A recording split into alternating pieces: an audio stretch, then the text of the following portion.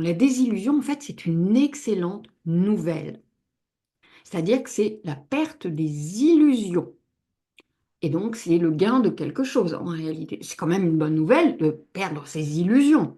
Évidemment, ça n'est pas traduit ainsi par l'âme polarisée et le personnage, qui tous deux ont un système de survie. L'âme polarisée, elle est dans son hypnose, dans son trauma primordial, et le personnage, il est son prolongement, il est sa compensation et son prolongement, et donc tous deux ont des mécanismes de survie. L'âme polarisée, je vous rappelle, elle a comme croyance, issue du trauma primordial, l'idée qu'elle a perdu son identité, identité avec un I majuscule. Donc, qu'est-ce qu'elle a fait? Elle a mis en place un système d'identification, identité-identification, qui va être repris par le personnage et par la personnalité. Donc, c'est le costume qui se prend pour le costume. Qui plus est, à partir d'un espace sous hypnose, sous amnésie, sous trauma, trauma primordial, l'âme polarisée. Si vous avez eu un trauma dans votre existence incarnée, vous savez comment ça se passe. Ben là, c'est la même chose, sauf que c'est d'abord sur un plan subtil. Comment ça se passe quand on a un trauma?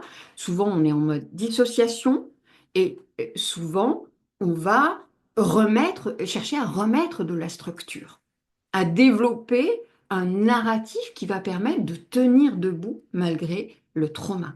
C'est ça souvent qui se passe.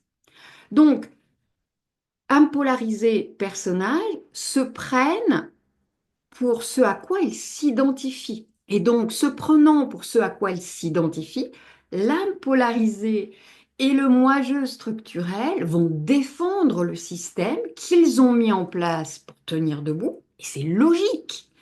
Et dans ce système, il y a tout ce qui fait l'existence.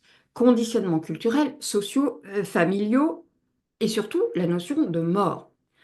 Toutes les inductions qui ont été apposées sur l'âme polarisée, qui sont issues aussi des expériences incarnatives, donc, bon, bref, il y a de multiples choses. Tout ça, conditionnements culturels, sociaux, familiaux, les informations engrammées sur l'âme polarisée, ce sont des inductions matricielles, évidemment. Hein. Nous sommes des marionnettes, nous sommes tous des marionnettes. Et nous sommes tous des marionnettes les uns pour les autres, d'ailleurs. Nous ne sommes pas là pour perpétuer l'ancien, en fait, ni pour expérimenter, ni pour grandir, ni pour évoluer. J'en parle dans l'atelier au-delà des programmations et dans plein d'autres ateliers. Ça fait vraiment partie du bagage programmatif et du bagage programmatif extrêmement répandu, majoritairement répandu dans le champ spirituel et qui est pris pour acquis.